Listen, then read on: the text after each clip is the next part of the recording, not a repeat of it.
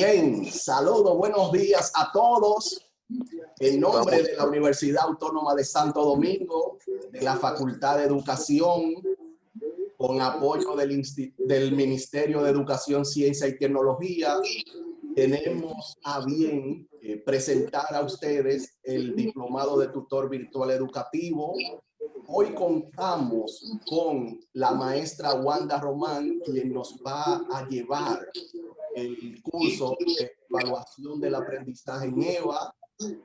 La profesora posee un título de Doctor of Science with Major in Psychopedagogy. Además cuenta con una maestría en neuropsicología y educación. Tiene una maestría en formación de formadores y es tutora y coordinadora de tutores en la formación virtual, lo que nos dice que la maestra es experta en entornos virtuales. Señores, los dejo a mano de nuestra profesora, la doctora Wanda Román. Con ustedes, Wanda. Así mismo, solamente Wanda, no hay ningún inconveniente. Bueno, pues ustedes saben que lo de experto se va descubriendo es en el camino, en qué tanto tú usas las cosas. A veces tienes la formación, pero si no le das la aplicación, pues lamentablemente la parte experta no se va evidenciando. Y con esto le quiero decir que no me vean así tan experta, porque todo lo que yo sé lo he aprendido investigando. Y ustedes también, yo sé que muchos de ustedes tienen sus dominios y no le tengan miedo a la virtualidad, que la virtualidad es preciosa, la verdad que sí. Bueno, pues en estos encuentros que vamos a tener en el día de hoy, pues vamos a hablar de lo que es la evaluación de los aprendizajes en los entornos virtuales. Decirles que yo estoy ahora mismo ubicada en Santiago de los Caballeros. Vivo aquí en Santiago. El día de hoy está un poco lluvioso, está fresco, está muy bonito el Cibao. Así que lo que vamos a hacer aquí es un mero compartir de cosas. Así que no tengan ningún reparo en hacerme cualquier pregunta, en compartir cualquier experiencia con nosotros, porque en eso prácticamente es que nos vamos a enfrascar en esta asignatura de evaluación, que va a ser puramente práctica, puramente práctica. Vamos a ir asumiendo un poco de las teorías que ya ustedes también ya conocen, y vamos a irla aplicando para poder trabajar en los entornos virtuales que nos corresponden con las asignaturas de las áreas que ustedes trabajan. Yo sé que muchos de ustedes son de diferentes áreas, que no solamente son del área de educación, sino que también tenemos del área de psicología, del área del área de la salud y así. No sé si alguien quiera decir algo antes de que entremos en materia. Todo el trabajo que vamos a hacer en esta asignatura, en ambos encuentros, lo vamos a hacer aquí. Salvo tienen algunas cositas por ahí, pero no con tanta rigurosidad, porque queremos que el proceso de evaluación sea lo más relax posible para ustedes. Es uno de los componentes más delicados en el proceso de la enseñanza, porque hay muchas cosas que se nos escapan inconscientemente. Entonces queremos que saboreen todo este proceso lo más ecléctico posible, que no se sientan estresados, que podamos asimismo socializar sobre estos aspectos que le traemos. Y tienen montada en la plataforma documentación dirigida a la enseñanza virtual, al trabajo virtual, que es muy novedosa. Bueno, pues vamos a comenzar, ¿verdad? Tienen ahí, yo sé que algunos no han podido escudriñar la plataforma. Vamos a ver primero el programa de la asignatura, que sé que lo han visto. Lo vamos a ver así a simple vista, porque nuestra presentación está enfocada prácticamente en los componentes más básicos que compone las unidades de este programa. Pues vamos a trabajar en el día de hoy lo que son los aspectos teóricos. Vamos a socializar sobre esto, sobre los aspectos teóricos de la evaluación en los entornos de aprendizaje virtuales. Vamos a enfocarnos en la tipología de la evaluación, a ver cómo nosotros estamos enfocando estos aspectos. Y ya para nuestro segundo encuentro, en la unidad número 3, bueno, pues será totalmente, bueno, desde hoy todo es práctico, pero ya en el segundo encuentro todo será totalmente práctico, práctico, práctico, práctico. Construir, construir, construir. Es lo que más queremos, porque necesitamos que se vayan de la asignatura primero de estrategia que estuve yo planificando, lo que es la asignatura de estrategia, porque no pude trabajar en el diseño y ejecución de los grupos por algún problema personal, pero desde ahí, desde cómo fomentamos la comunicación con nuestros estudiantes para que los procesos de evaluación ahora se den de la manera más tranquila posible. Y cuando yo me refiero a los procesos de evaluación de manera tranquila, me refiero también que nosotros como profesores necesitamos obligatoriamente que estos procesos para nosotros nos estén cargados de tanto estrés. A veces nos centralizamos mucho en lo que es el proceso de evaluación y nos cargamos nosotros mismos cuando tenemos delante de nosotros a un grupo de estudiantes que lo podemos hacer, involucrar, hacer partícipes de ella. Entonces, en su programa, pues tenemos la competencia general que pretendemos desarrollar aquí, donde ustedes asociarán los conceptos y generalidades sobre la educación en los entornos virtuales, ¿verdad? Y cómo vamos a gestionar estos aprendizajes en los diferentes contextos donde ustedes se van a desenvolver con sus asignaturas. Y las competencias específicas están plasmadas en el programa, no nos vamos a detener a ellas. Ustedes después tienen esta presentación colgada en la plataforma para no detenernos solamente a lo que es la lectura. Sí es importante que sepan que en este proceso vamos a ver cómo aplicamos los fundamentos teóricos de la evaluación, que es lo que vamos a trabajar hoy en nuestro primer momento. Y en el segundo momento, tanto ese primer resultado de aprendizaje como el diseño de instrumentos para la evaluación de los aprendizajes dentro de los entornos virtuales, vamos a priorizar como un punto de partida. Sabemos que en este proceso de formación tenemos que hacer todo lo posible porque las personas sean capaces de poder cambiar las generaciones futuras. Y muchos de ustedes van a tener delante un grupo de estudiantes que pretenderán replicar las buenas prácticas que ustedes hagan y en la formación de la enseñanza, en los procesos críticos que ustedes están fomentando. En nuestra unidad número 1, bueno, pues trataremos de establecer estos aspectos que están aquí sobre lo que es la evaluación, cómo lo hacemos, qué diferente veníamos haciendo hasta ahora. Sabemos que hay mucha diferencia, ¿verdad?, de lo que es la parte presencial y lo que es la parte virtual. Cuáles son las características que van a englobar ahora lo que es el proceso de evaluación, tanto a distancia, y cuáles serán esas ventajas e inconvenientes que podemos enfrentar en el camino, en el proceso de evaluación, con algunos sesgos, algunos fallos que se nos van presentando. Sí es importante que tengamos siempre presente que la evaluación es una oportunidad de que nosotros podamos promover los aprendizajes que queremos en el aula, sobre todo de nuestros estudiantes universitarios, y que ellos, como dijo la maestra ahorita, puedan entonces adquirir esos aprendizajes significativos que nosotros vayamos a fomentar en ellos en el desarrollo de cualquiera de las áreas en las que ustedes se desenvuelven. La evaluación es un proceso que consiste en la comprobación del mero logro de los objetivos y los conocimientos. Esto lo plantea Tyler, ¿verdad? Y habla de cómo esto va evolucionando, cómo nosotros asesoramos y regulamos ese proceso para que entonces el proceso de enseñanza-aprendizaje sea lo más idóneo posible en todo el desarrollo. Entonces, bueno, pues es importante que en todo el proceso vayamos pensando cómo vamos a planificar la evaluación de este semestre que viene, ¿verdad?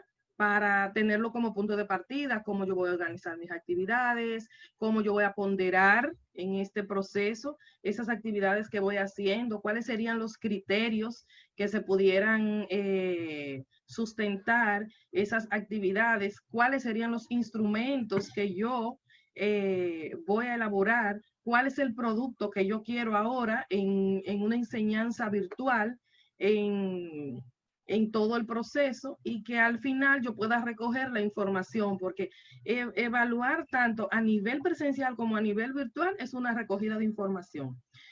Yo lo comparo muchísimo como ese proceso de evidencias que tú tienes que tener y que al final entonces tú dices, bueno, pues este es el producto que tengo y esta es la valoración que tengo para mis estudiantes. Esto es todo lo que tengo recogido para cada uno de ellos.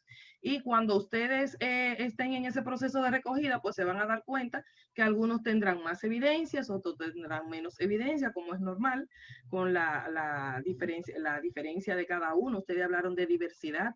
Vamos a tener una gran diversidad de participantes en las aulas y ustedes lo conocen eso más que nosotros. Entonces, este proceso debe estar bien orientado a lo que son las tareas de aprendizaje, porque cuando usted está en la presencialidad, usted puede observar el participante en cómo ejecuta las acciones, las actividades, en cómo participa. Pero en el entorno virtual usted va a tener que tener como una visión un poquito más allá de qué cosas usted va a recoger de un participante que te está haciendo una participación, cómo la retroalimentación en el proceso se va dando, cómo tú te vas dando cuenta que el estudiante pues trae consigo algunas informaciones relevantes dentro del área, porque hay estudiantes que llegan a las asignaturas que ni siquiera saben de qué se encarga la asignatura.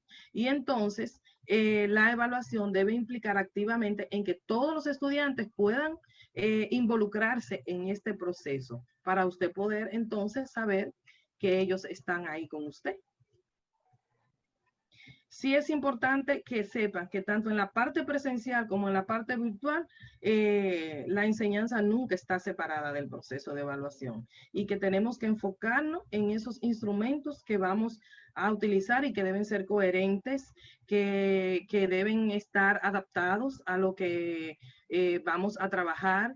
En evaluación, lo mejor que se presenta a veces es que tú vas haciendo tu banco de instrumentos y que ese mismo banco de instrumentos que tú vas elaborando, pues tú lo puedes ir modificando. O sea, tú tienes un punto de partida que es un poquito difícil en cuestión de la construcción, pero después que ya tú vas creando tu propio banco de instrumentos, pues el asunto se va solito y es más fácil. Siempre los inicios son difíciles y ya después que usted tiene su banco de instrumentos, su banco de herramientas, pues ya es más fácil hacer adaptaciones para los siguientes grupos o para otras asignaturas que usted esté impartiendo. Entonces, sí es importante que veamos la evaluación como con diferentes tipologías que existen, ¿verdad? Y que son las que nos ayudan a orientarnos en este proceso. Fíjense que en la evaluación hablamos de una evaluación por el momento y de una evaluación por la finalidad. Si ustedes se fijan, estas dos tipologías de evaluación son las que se parecen un poquito más y a veces los profesores tienden a confundirla. ¿Cuándo trabajamos con una evaluación inicial? ¿Cuándo trabajamos con una evaluación diagnóstica? ¿Qué ventaja usted le ha visto a la evaluación diagnóstica? Bueno, con relación a las ventajas, yo pienso que los estudiantes pueden incorporarse ya a esos temas básicos, los temas que realmente ellos deben manejar para iniciar con el programa de asignatura. Entonces ellos, una de las ventajas es que ellos obtienen un aprendizaje previo antes de comenzar el programa. Sí, también es importante que enfoquemos que la evaluación diagnóstica, aunque se la aplicamos a los estudiantes, para poder determinar qué tanto conocimiento tienen de esa asignatura, ese primer encuentro, que es vital, porque muchos llegan que a veces no saben ni siquiera Bueno, tal vez química sí saben que es química, pero hay otras asignaturas que tienen nombres que a veces los estudiantes ni siquiera saben de qué se encarga la asignatura. Entonces, que esa evaluación diagnóstica nos sirva a nosotros como punto de partida, porque es lo que nos va a decir qué tan forzados vamos a ir con un grupo que sabe o que no sabe, ¿verdad? Y que yo tenga ahí como evidencia que yo apliqué esa evaluación diagnóstica y que mis estudiantes tuvieron un inicio de tal forma. Las evaluaciones diagnósticas todas son cualitativas, ninguna tiene una valoración, son más para poder determinar de manera cualitativa cómo está mi grupo de estudiantes. Este grupo de estudiantes yo lo recibí de tal forma, es un grupo o es un grupo muy proactivo, es un grupo que su evaluación diagnóstica demostraron que tienen conocimiento de los conceptos básicos de la asignatura, por ejemplo, que es lo que más a uno le interesa, porque ustedes saben que hay asignaturas que son continuidad una de otra. Entonces, cuando vienen estos participantes que vienen, que no saben nada, para nosotros es más forzado, y en la evaluación diagnóstica es que podemos tener un punto de partida de hacia dónde es que vamos y qué es lo que yo necesito reforzar o no en el proceso de clase. Muy bien. Entonces, una pregunta, como ¿cuántas? Y desarrollo mi programa. Ok. ¿Cómo ustedes creen que debiera estar estructurada la evaluación diagnóstica? Una persona que me diga una cosa clave, un punto clave. ¿Qué debe contener una evaluación diagnóstica?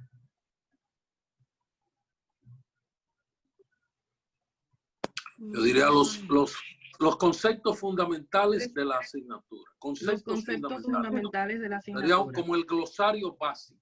Exactamente, exactamente. ¿Y qué amplitud debería tener? ¿Qué amplitud? ¿Amplitud en qué sentido? No entendí. ¿Cuántos ítems creen ustedes que pudiera llegar a tener una evaluación diagnóstica? No debería tener mucho, ¿no? Debería tener 10, yo diría. 10 como máximo. Yo diría. ¿Y el valor que tendría esa evaluación diagnóstica, cuál sería? Es cualitativa. Es cualitativo, nada. Es cualitativa.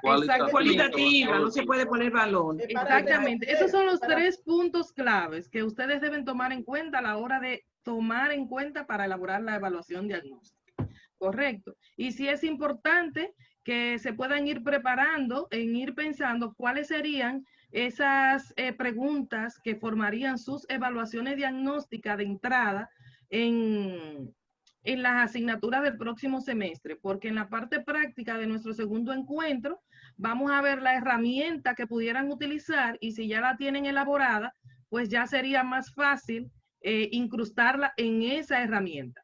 ¿Qué ustedes creen? Que pueden ir preparando desde ahora su evaluación diagnóstica. Excelente propuesta. En esta modalidad virtual eso es un poco, diríamos, más fácil de aplicar.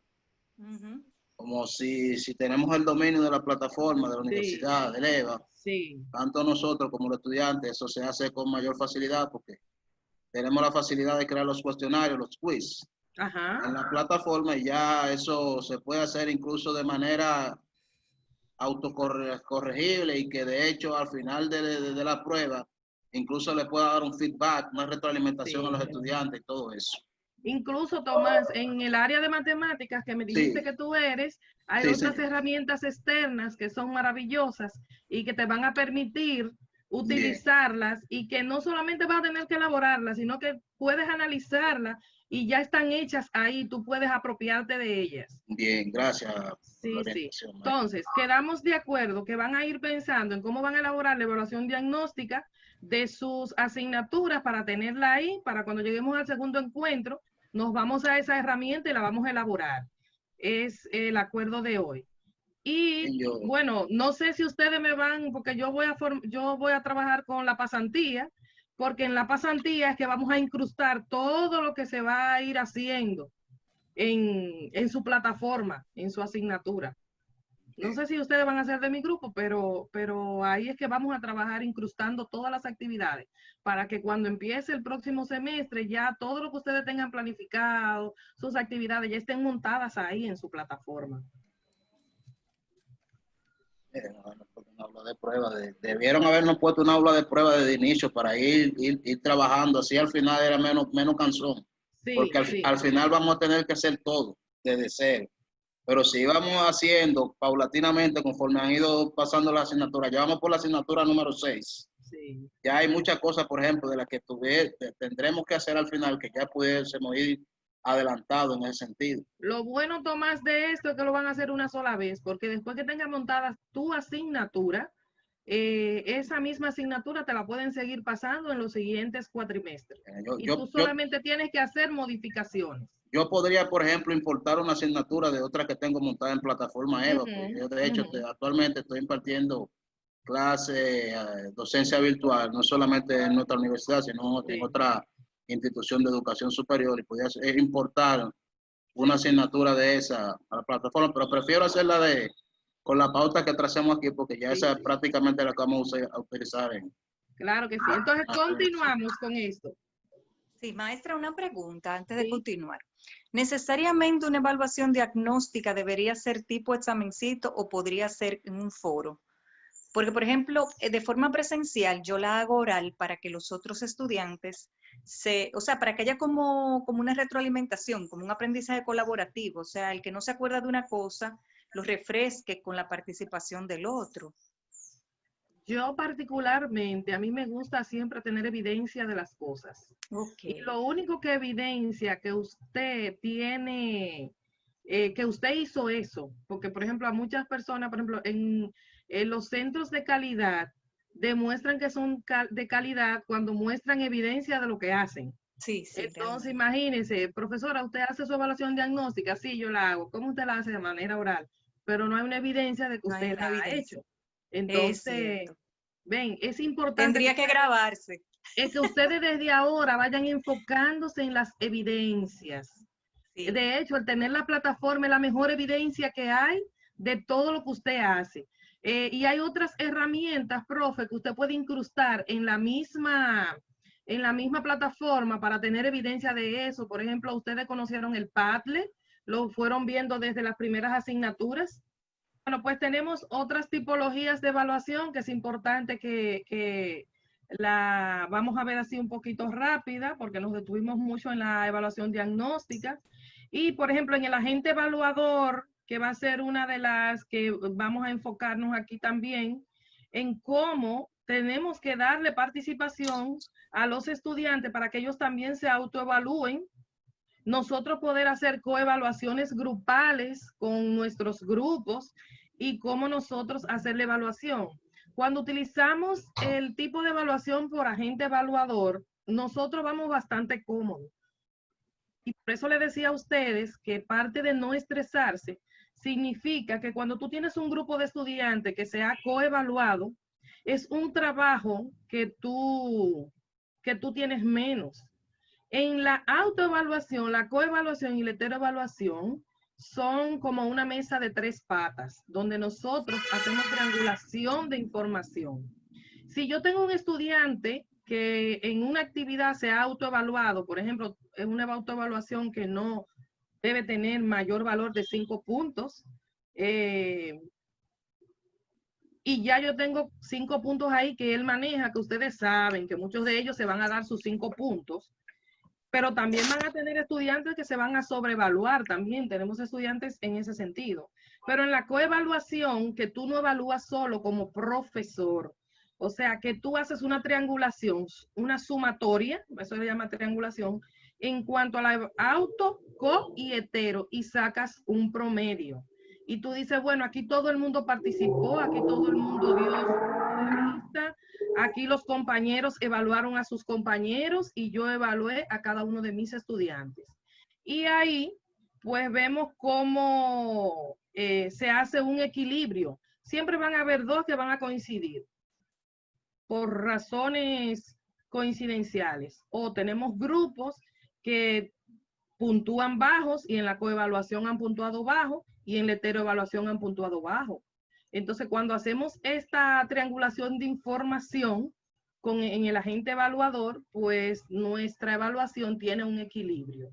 Y los estudiantes, pues ahí tú tienes evidencia y dices, bueno, pues claro que sí, yo en tal actividad, pues te evalué con tal puntuación, pero en el trabajo de grupo, que fue en la coevaluación, tus compañeros, los criterios establecidos fueron estos y ellos te puntuaron con esta puntuación. O sea, que no solamente carga el profesor con la responsabilidad de evaluar a los estudiantes. Y por eso muchos estudiantes dicen, profesora, pero mire, profesora, yo estuve en la exposición, pero los criterios con que se evaluó esa exposición satisfizo lo que hizo el estudiante. Entonces, los estudiantes a veces creen que con solo participar en la actividad, ya ellos merecen toda la puntuación. Y hay criterios, por eso es que tenemos que establecer los criterios. Y en el tipo de agente evaluador nos vamos a enfrascar en la elaboración de rúbricas y listas de cotejo, que ustedes tendrán que establecer los criterios con lo que ustedes quieran evaluar sus asignaturas. ¿Alguna pregunta respecto al agente evaluador?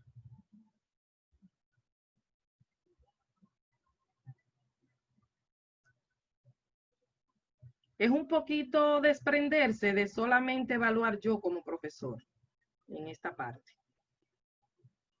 Profesora. Fermín. Fermín, gracias.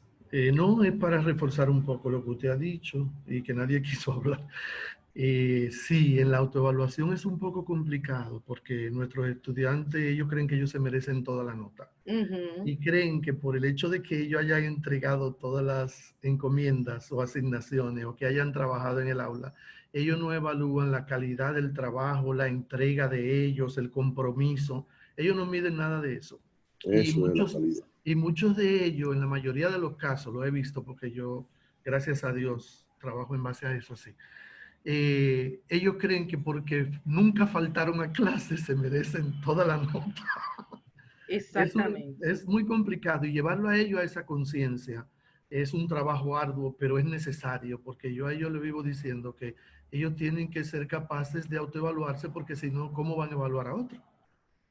Exactamente. Gracias. Exactamente, y con los criterios claros, Fermín, porque claro se supone que los estudiantes, usted, en esos primeros encuentros que usted tiene con ellos, usted tiene que decirle bastante claro qué tipología de evaluación usted va a usar, cuáles van a ser los criterios, porque ya usted tiene que ir con esos instrumentos elaborados de las actividades que usted va a hacer. Claro. Y cuáles son los criterios con los que usted va a evaluar, y ellos tienen que saber que a mí me van a evaluar no solamente porque la asistencia a clase es obligatoria, pero el yo estar ahí, el participar, el profundizar, eso es un criterio. Sí, profesora, yo creo que... Perdón, y esto va muy asociado a esto que usted presenta al lado de los estándares, la normativa, los acuerdos a los que llegamos con los estudiantes. Ahora, nosotros todos somos testigos que podemos tener la normativa, llegar a acuerdos y ellos borran, ellos no que... Ellos tienen que aprender a cultivar esto que sea parte de su formación y de su cultura, porque ellos no lo asimilan tan fácil. A pesar de que hagamos acuerdos, de que hagamos todo, si nosotros creemos que por esos acuerdos y normativas que establezcamos juntos va a funcionar, ya vamos fallando. Pero sirve de referente, claro está. Sí. Y usted se lo dice, mira, en tal cosa, ¿qué fue lo que pasó? ¿Qué dice ahí que yo te iba a evaluar? ¿Cumpliste con eso? Porque hay que decírselo, porque a veces no se lo decimos. Y esto es parte de la comunicación que tenemos que tener con nuestros estudiantes. Ellos tienen que estar claros de qué le estamos evaluando. Cuando nosotros hablamos de validez y confiabilidad, hablamos de utilizar tipologías de evaluación que se establecen, ¿verdad? Criterios claros, que si yo le digo a un estudiante que voy a evaluar su producción oral, su profundidad, su ortografía, que eso sea lo que yo evalúe y que al final yo no evalúe otra cosa. O sea, a veces hay un divorcio y es que cada uno de nosotros es particular, es individual, pero nosotros mismos somos los que debemos establecer estos criterios y fortalecer el uso de estos criterios. Cuando usted utiliza estos criterios, usted al final tiene un estudiante que se queja por una evaluación que usted le haya hecho injustamente, qué sé yo, y usted tenga a su mano todo esto, y usted diga, mire, en este momento, cuando te evalué en este momento, esto pasó y esta es tu puntuación. Tu grupo te evaluó de tal forma, por eso hablamos de evidencias. Si no hay evidencia en la evaluación, pues no sirve de nada. Al final, el profesor dirá cualquier cosa, pero nunca va a demostrar con evidencia que esa fue la verdadera calificación del estudiante. El estudiante se va a sentir mal, pero yo como profesora me sentiría más mal el yo no demostrar por qué ese estudiante tuvo esa calificación. Por eso hablamos de un proceso ya más reflexivo y que todos nosotros vayamos cambiando nuestro chip en el proceso de evaluación. A veces no es ni siquiera no recibirle la actividad al estudiante. Es que el estudiante se dé cuenta que a medida que no la fue entregando, fue perdiendo algunos puntos, pero yo se la recibí como profesora. Correcto, porque a veces nos cerramos hasta en eso y nos olvidamos de la parte humana. En la evaluación, la parte humana tiene que primar, la parte reflexiva, esta parte de yo saber que tengo un grupo de estudiantes y que a mí me interesa que mis estudiantes aprueben mi asignatura, que unos van a aprobar con unas calificaciones altas, otro con baja, otro con media, y otros que lamentablemente se van a tener que quedar por condiciones ya muy individuales de cada uno, pero esas son cosas que se demuestran ahí. Y nosotros todos hemos sido producto de un proceso de evaluación muy rígido. Y a veces llegamos a evaluar como nos evaluaron a nosotros mismos. Y ese no es el enfoque que queremos darle a la evaluación al final. No sé si... Si me permite decir. No sé si le satisfizo mi respuesta. En esa parte de la evaluación yo soy muy estricta, pero también soy muy humana. O sea, yo necesito hacer las cosas correctamente como deben ser. Independientemente, si yo me equivoco, yo tengo que... yo me he equivocado haciendo sumatorias para estudiantes y vuelvo y rectifico su calificación. O sea, yo tengo que reconocer que me he equivocado. Y es lo más importante que nosotros como docentes aprendamos a hacerlo. Y cuando lo hagamos, la evaluación va a ser un proceso más tranquilo. No va a ser tan difícil como a veces se nos enfrasca. Sí, profesora, esa es otra cosa que nosotros tenemos que aprender como docentes, que nosotros no somos infalibles. O sea, cuando un alumno nos pide a nosotros revisión, cuando un alumno está inconforme con su nota, sabe que lo hizo bien, o incluso llaman a uno en un examen, que ya no sería el caso de lo virtual, sino de lo presencial, y le dicen, profesor, eso no estaba en el material. Uno tiene que entender que uno es humano y podría equivocarse, y uno tiene que revisar si en realidad uno se equivocó. O sea, sí, dar lugar a la duda, porque es que hay profesores que dicen, no, eso es así y ya. O sea, a mí me tocaron profesores así, que dicen, no, eso es así y ya. Sí, sí, claro que sí. Entonces, bueno, pues continuamos en cuanto a lo que es el enfoque. Ya venimos hablando porque estas todas se permean, la parte cualitativa, cuantitativa, cuándo va a tener cual y cuanti, cómo va a ser la extensión de esta evaluación, si va a ser parcial, si va a ser global, cuáles dimensiones tienen que permear en cada una de estas tipologías.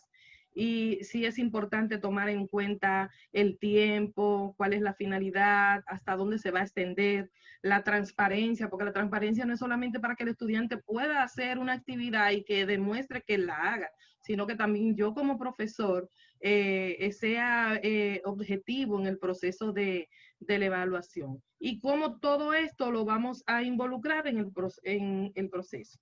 Entonces, bueno, pues parte de esto, esta teoría que está aquí, ustedes la van a ver, ya está definiendo cada una de ellas, lo que le mostramos, que no nos vamos a detener ahí, y está en el material. Entonces, gráficamente tenemos aquí la tipología de la evaluación de manera gráfica. Fíjense qué importante es tenerlas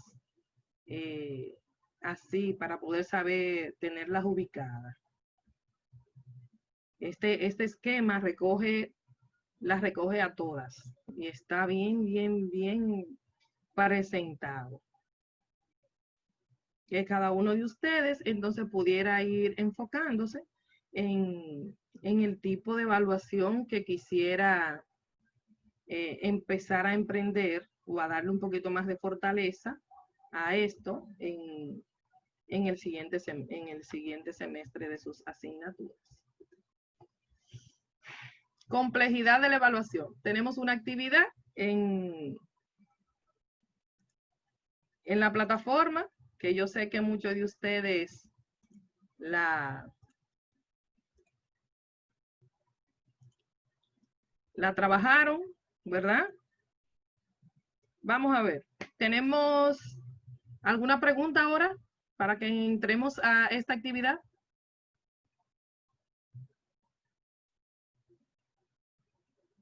Hello. No. Adelante, Okay. adelante. Okay. Reflexionando, maestra. El proceso de evaluación es así. Es un poquito cuesta arriba. Las normas, los criterios te dicen cosas, pero hay muchas cosas que ustedes pueden manejar por ustedes mismos y que a la larga repercute en el beneficio del estudiante. Siempre piensen en el beneficio del estudiante. Siempre piensen en eso. Que ustedes no se imaginan al final, no es que le pasen una asignatura a un estudiante, ni que le regalen unos puntos, pero siempre piensen en ese aspecto. Para mí, el que se tiene que quedar, pero si hay que dar oportunidades, hay que dar oportunidades. Bien, vamos entonces, tenemos 30 minutos para hacer un trabajo en plataforma, se llama complejidad de la evaluación. Algunos ya trabajaron en ello. Entonces me gustaría que los que no han podido, pues tomen 30 minutos para hacerlo. Y en 30 minutos, entonces, regresamos y socializamos. Bien, chicos.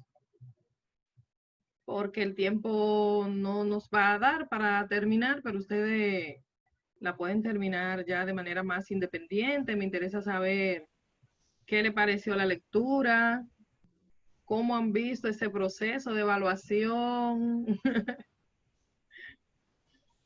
¿Puedo hablar? Aunque la haya comenzado. Dania Torres. Sí. Sí. Coincidiendo con lo comentado en la reflexión, ¿verdad? Estamos acostumbrados a evaluar buscando resultados solamente. Nos olvidamos del proceso, del esfuerzo, de si fue utilizada la ética, de los medios utilizados. Y en el caso de los dos Giuseppe y San Pedro, hubo una evaluación basada solamente en resultados. El sacerdote fue, como diríamos, víctima, ¿verdad? Víctima de una evaluación injusta. Porque pasa a ser muy subjetiva en el sentido de que solamente estaba en manos, como quien dice de San Pedro, decidir, ¿verdad? Decidir todos los parámetros para dicha evaluación. Entonces, eso es lo que nosotros como docentes deberíamos aprender a no evaluar solamente basándonos en un resultado final que puede estar influenciado incluso por muchos. Por ejemplo, un estudiante puede tener una fiebre alta, y un estudiante que tal vez hizo todo su proceso de una manera excelente, nosotros ese día no estar en la mejor condición y tener una calificación no acorde a como él tuvo todo su proceso. Muy interesante, me ha parecido esta lectura que debemos poner en práctica. Yo iba leyendo, qué parte de la evaluación estoy aplicando en mi aula, porque mire, no hay equidad, hay un desajuste en los procesos de evaluación en ese tipo de evaluación que me pareció, ¿verdad? No hubo justicia con San Pedro, le da los honores. San Pedro es el maestro, y esta cita y ese sacerdote somos nosotros, que andamos por diferentes caminos a veces. Entonces no hay un equilibrio donde San Pedro sea justo. A veces nosotros somos injustos sin mirar la consecuencia de nuestros estudiantes y más ahora en nuestros entornos virtuales. Y eso es parte de tener que planificar el proceso de la clase, de tener que establecer esos criterios claros con los que yo voy a evaluar. Bien, Ana Mirabal. Sí, bueno, hay un aspecto que me pareció muy interesante. En la evaluación que hace San Pedro, él se enfoca sobre todo en los objetivos. Y nosotros como maestros, aunque tenemos que evaluar todo el proceso para lograr ese objetivo que buscamos, pero en cierto modo se logró con la evaluación ver que el resultado también es importante, porque no hacemos nada conseguir todo el proceso, ya sea dentro de el aprendizaje que buscamos, si al final no se logran los objetivos. Entonces creo que desde ese punto de vista también hay que valorar la búsqueda de los objetivos, aunque implemento los dos aspectos. Hay que tomar en cuenta el proceso, pero no podemos perder de vista que nosotros buscamos objetivos también en el proceso de enseñanza-aprendizaje, ¿verdad? Que se hayan asimilado los contenidos, entre otros tópicos. Y que nos vamos encaminando a un enfoque por competencia, donde debemos lograr esos resultados de aprendizaje al final que nos estamos proponiendo y que deben ser la evidencia en el proceso de evaluación, es lo que debemos entonces nosotros demostrar que hemos recogido en todo ese proceso, no en el resultado final, no en el proceso, ese seguimiento. Y volvemos y recalcamos la palabra evidencia. Desde el primer momento en que aplico mi evaluación diagnóstica y sigo el curso del proceso de evaluación hasta el final, todo es una recogida de evidencias que al final yo tengo que tener para demostrar cuáles serían esos resultados de aprendizaje a los cuales ha arribado nuestro estudiante.